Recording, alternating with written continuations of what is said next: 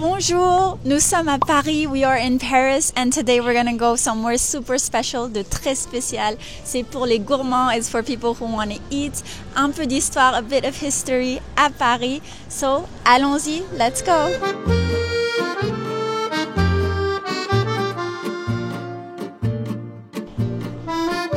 We are now in front of Rue Montorgueil, so the Montorgueil Street. It's really famous, c'est très très connu. It's famous to be a supply street parce que ça le lie directement à Les Halles. It connects directly to Les Halles. And Les Halles, for those of you who don't know, it's really one of the busiest places in Paris with a lot of metros, a lot of shopping malls. But back in the day, c'était considéré le ventre de Paris. So it really means the stomach of Paris parce que c'est là où il y avait toute la nourriture, all the food, tous les marchés, all the markets. Déjà à l'époque, already at the time, il y avait des poissonneries, which are fish markets, des fromageries, which are cheese shops, et des boulangeries. Et aujourd'hui, and today, we're gonna go to a very special boulangerie. Donc, allons-y! Nous sommes le matin, we are the morning, donc il y a un peu de moins de monde because in the afternoon it fills up really really fast. Et même si vous venez pas pour manger, even if you don't come to eat, c'est une rue très sympa pour se balader. It's a great street to walk around parce qu'il y a plein de choses à voir et il y a les magnifiques bâtiments Haussmann. They're the beautiful buildings of Paris. Let's go to our special place. Allons-y! Nous sommes à la Maison Storer, so I had already come before. C'est la plus ancienne pâtisserie de Paris, the oldest pastry shop à Paris. Et moi qui adore les desserts, for me that loves dessert et les pâtisseries, je suis très contente. I'm so happy to be here and to discover it with you et de le découvrir avec toi. It existed depuis 1730, since 1730. The guy who invented it, il s'appelait Nicolas Storer, so his name was Nicolas Storer. And he was actually the pastry chef of a Polish princess who married King Louis XV. Quand elle l'a mariée, il est venu avec elle à Paris. He came with her to Paris. Et il a aussi ouvert son fameux magasin. Et ce qui est fou, what's crazy, it's that Nicolas Storer not only opened this shop in Paris, qui n'était pas très connu. It wasn't very famous to have proper bakery and pastry store because at the time, à l'époque, it was mostly people selling door to door. Mais lui, il voulait absolument que ce soit tout dans un lieu. And for people to come pour ses pâtisseries, for his pastries, pour les choses salées, for the salty things, et de avoir tout rassemblé. Et aussi, il a inventé un dessert très connu. He invented a very famous French dessert and pastry. Donc, allons découvrir ça. Let's go discover that.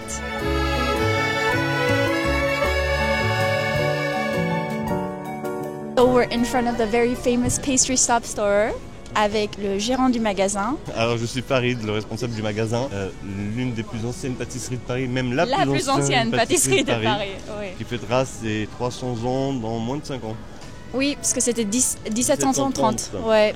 Et c'est quoi un peu l'histoire? What's a bit the story derrière Storer? L'histoire derrière Storer, c'est Tissier, un génie, qui a commencé en Alsace. Il a officié pour le roi de Pologne. Oui. Qui a perdu sa couronne et qui s'est retrouvé duc de Lorraine. Oui. Donc du coup, il a travaillé pour lui. Il a inventé le baba, une version du baba au rhum pour le roi Stanislas. Oui, parce qu'il trouvait ça un peu trop sec, exactement. Non?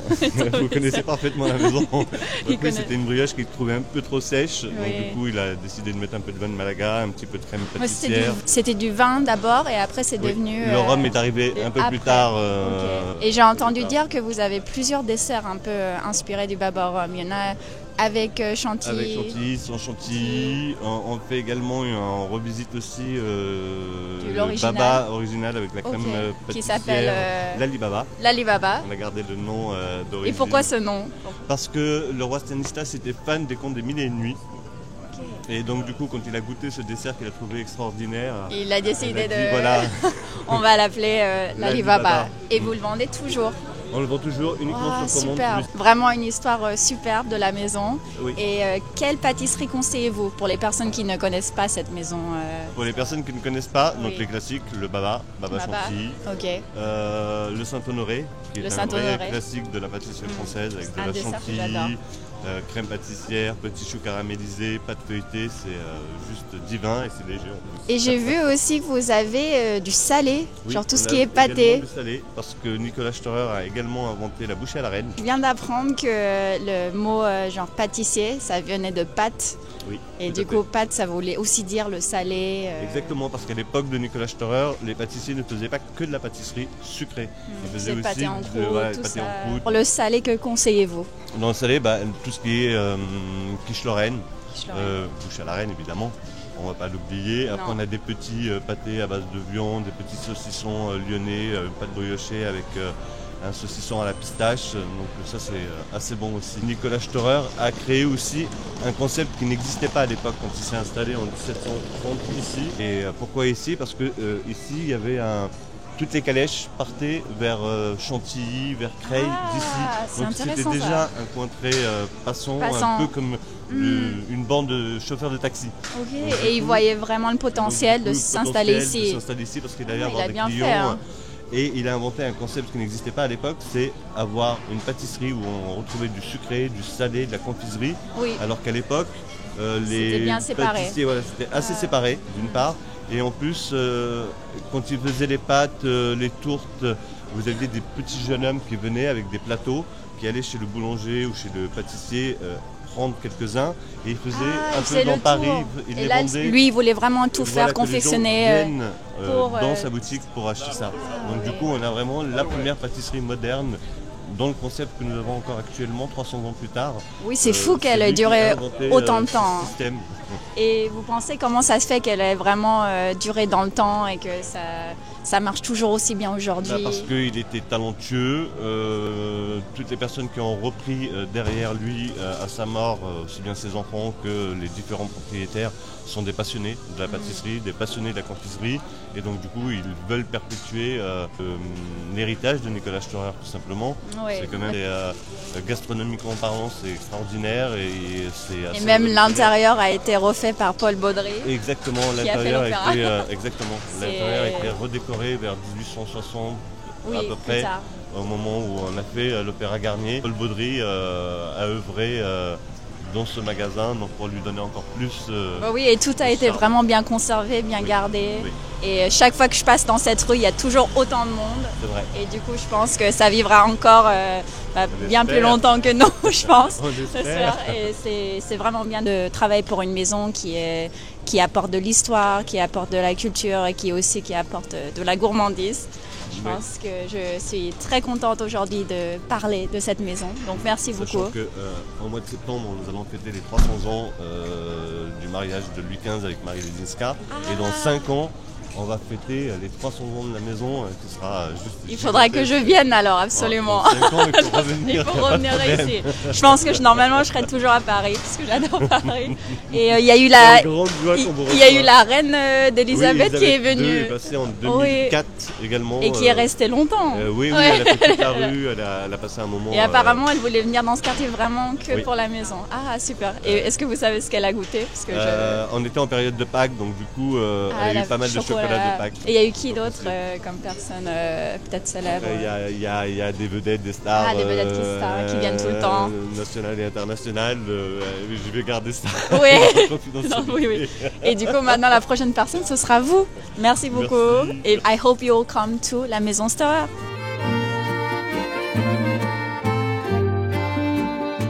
Allons voir l'intérieur. Let's go see the inside.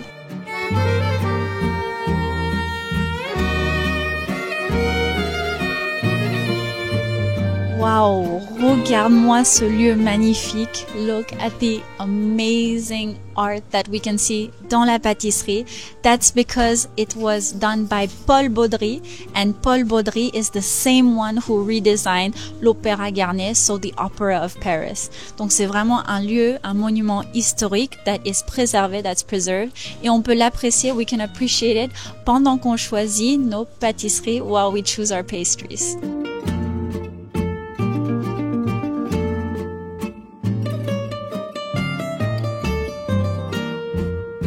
Ils ont plein de choses, ils ont du flan flan, ils ont une tarte aux grand-mères, so different fruit tarts, des différentes tartes aux fruits. Ils ont les macarons. Et là, one of the most famous ones we're gonna try, on va tester le Saint-Honoré.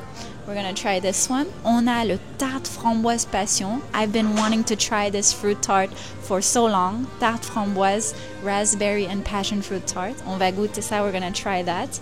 On a la forêt noire, Black Forest, et on a aussi des éclairs. Après les éclairs, on a le fameux baba au rhum. So we're absolutely gonna try that because that's the iconic dessert he invented, qu'il a inventé. Il y a aussi des viennoiseries. There are also pastries qui sont très bons aussi. But I just had my croissant, donc on va pas en prendre aujourd'hui.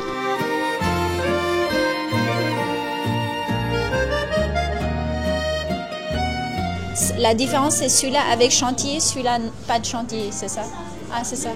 Bah là, je parle de passion framboise, tarte passion framboise. Je vais en prendre une. L'éclair vont me conseiller lequel? Chocolat signature? C'est la meilleure. Je vais en goûter une du coup. Je vais acheter une, ouais. On va aussi goûter l'éclair. We're gonna try the éclair. On a pris le éclair signature au chocolat. The chocolate éclair signature. Because elle m'a dit que ça valait vraiment le coup. It was really worth it. And there were articles about it, qu'il y avait des articles. Donc on va goûter ça. We're gonna try that.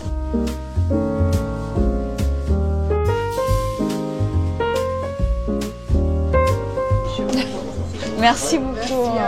Merci. Merci vous aussi. J'ai les pâtisseries.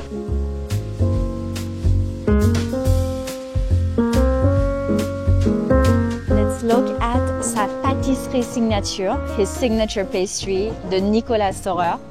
C'est le fameux dessert. We've seen it on all the French menus. It's one of the most iconic French desserts. C'est un dessert très très connu en France que tout le monde connaît. C'est le fameux baba au rhum. Du coup, le baba au rhum, tous les Français connaissent. All French people know about it. C'est une histoire très intéressante. It's such an interesting story parce que c'était inventé ici. It was invented here. Et ce que j'adore des pâtisseries françaises, what I love about French pastries, c'est que chacune a un peu son histoire. Each of them has its own history. So, par exemple, celle-ci, comment est-ce que c'était inventé? How was it invented? C'est parce que à l'époque, at the time, actually the king found the dessert to be un peu trop sec, to be a bit too dry. Et donc, ils ont mis un peu de vin blanc. They put like a type of sweet mulled wine. And éventuellement, ils ont mis du rhum. They added rum instead of the wine. It originated as a very dry dessert qui n'était pas très bon. Et au fur et à mesure, and along, ça a été un peu improvisé et changé. It was changed. Et ils ont rajouté du rhum. Et maintenant, ils ont même rajouté de la crème chantilly. They even added chantilly cream. On va goûter ça. We're gonna taste that. Un peu de chantilly et le baba. C'est un peu mouillé. They put aluminum foil parce qu'il y a le rhum. Normalement, j'aime pas cette pâtisserie. I don't like this pastry ou ce dessert, mais celui-là, il est excellent. It's really, really good. Honestly, I remember trying it for the first time il y a 1 an, 1 year ago, and I was very surprised because it's one of the only ones I like. C'est un des seuls que j'aime beaucoup. Il y a le gâteau qui est imbibé de rhum, but the rum itself n'est pas très fort. It's not too strong. Et la crème est très légère. En fait, ce que je reproche, what I don't like about this dessert usually is le goût trop fort de rhum, is the rum taste that is too strong, mais celui-là, il est parfait, donc c'est validé. Et le prochain, and the next one, on a le puits d'amour. Et maintenant, nous avons le puits d'amour, which means the wells of love. C'est intéressant because it had a bit of a scandalous history, un peu une histoire scandaleuse. Because even though it's very delicate and luxurious, at the time, à l'époque, quand c'était inventé, when it was invented in the 1700s, ça suggérait quelque chose. It was suggesting something because ils avaient la pâtisserie, they had the pastry, et à l'intérieur, ils mettaient de la confiture. But not any sort of confiture, not any sort of jam. C'était de la confiture de couleur rouge. It was a red type of jam, and so it was suggesting something. But later on, plus tard, c'était remplacé par de la crème. It was replaced by cream. Et il commence à pleuvoir, and it's starting to rain. So, ça veut dire que j'aime vraiment goûter les pâtisseries. It means I really love to taste pastries parce que même sous la pluie, je vais en manger. I'm gonna try it. Le haut is very caramelized avec de la crème. Très très bon. Moi qui n'aime pas trop les choses très riches, I don't love too thick, rich cream. J'aime beaucoup ce dessert. I really like it. Et j'adore le caramélisé, the caramelized part, parce qu'on a l'impression de manger une crème brûlée. It feels like we're eating a pastry with crème brûlée. On va maintenant goûter le chocolat éclair signature, so the signature chocolate éclair. Normalement, j'aime pas trop. Normally, I don't like, but the fact that it's such une fameuse pâtisserie, one of their famous pastries, et que la pâte, the dough itself, is a really particular recipe. La personne du magasin, the person in the store told me, fallait absolument goûter. I had to try. Donc, je vais goûter, so I will try. Wow, regarde cette brillance. Look at that glaze. It's shiny. Bon, je vais goûter. Wow, mon Dieu. J'ai l'impression de croquer dans une glace au chocolat. Like, it's so cool that it feels a bit of like an ice cream mousse au chocolat. Et la pâte and the dough around it, elle est très très fine, very very slim. Donc, on n'a pas l'impression que c'est trop lourd. It doesn't feel too heavy. C'est très bon. Maintenant, on va goûter une tarte. We're gonna try a fruit tart, which is la tarte framboise passion. So, raspberry passion tart. Ça s'est un peu écrasé. It got a little bit smushed parce qu'il pleuvait. Donc, j'ai posé le sac. I put down the bag. Look at that. C'est une pâte sablée. The tart base at the bottom. And that shiny glaze on top. Bon, la crème ne fait pas partie. The cream's not part of it because it's for the last one we're gonna taste. Très très gourmand for a sweet tooth. On a d'abord le sablé, so the very thin tart at the bottom. Moi j'aime beaucoup les tartes très fines, like very fine tarts. J'aime bien la pâte fine. On a la crème de passion. And here, on a la confiture de framboise, so with the raspberry jam. I wanted to criticize like some of the pastries, mais honnêtement, elles sont toutes excellentes. They're all excellent. Donc, allons voir la dernière. Let's go see the last one. Et en dernier, in last, le fameux Saint-Honoré. So, Saint-Honoré is kind of a puff pastries with des choux which are filled with cream et avec une crème à l'extérieur. C'est un dessert que j'aime beaucoup en France. It's a dessert I really love. If you've never tried it, si tu ne l'as jamais goûté, ça vaut le coup d'essayer. It's worth trying in a restaurant. Il y en a de partout dans toutes les brasseries et restaurants. Mais là, c'est un peu exceptionnel. It's a bit exceptional because it's really one of ses desserts signature. So his signature desserts. Et aussi, l'origine du nom de cette pâtisserie, the origin of the name of this pastry, it comes from the name of the saint of bakers. Il s'appelle Saint Honoré, so Saint Honoratus, I think the English name is. Et c'est marrant because that's how his name became its own pastry et devenu sa propre pâtisserie. Donc ça, c'est un peu plus compliqué à essayer. It's a bit harder to try parce que tu as besoin de la crème. Tu as la crème pâtissière, which is the pastry cream, puis la crème chantilly. And normally, il faut aussi prendre le chou. And maintenant, on va goûter le chou avec la crème. We're gonna try and get everything on it. Wow.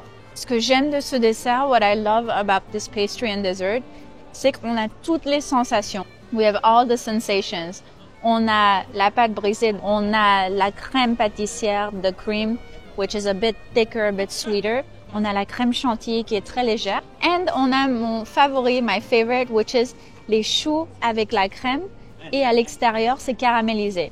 So it's crunchy, it's soft. On a toutes les sensations. And I think that's the beauty de la pâtisserie.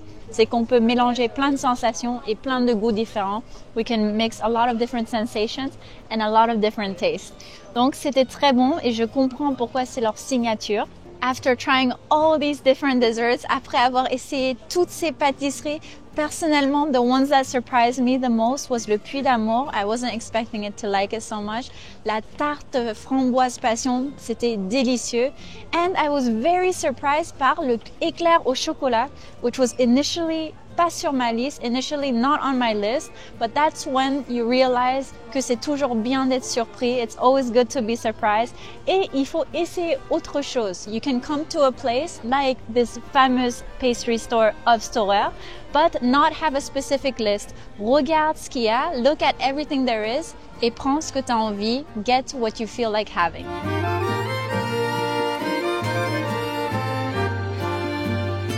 C'était aussi super de parler avec le gérant du magasin. It was great to talk with the store manager and to understand kind of son expérience dans cette boutique, his experience and why c'est une fameuse maison, why it's such a famous pastry store.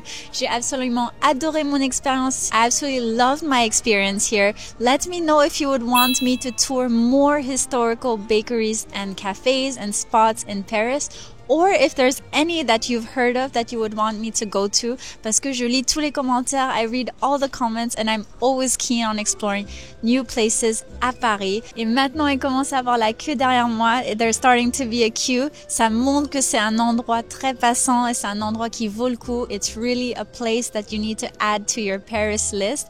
And perhaps you can walk around this fabulous historical street qui on a l'impression que c'est le vieux Paris. It feels like the old Paris.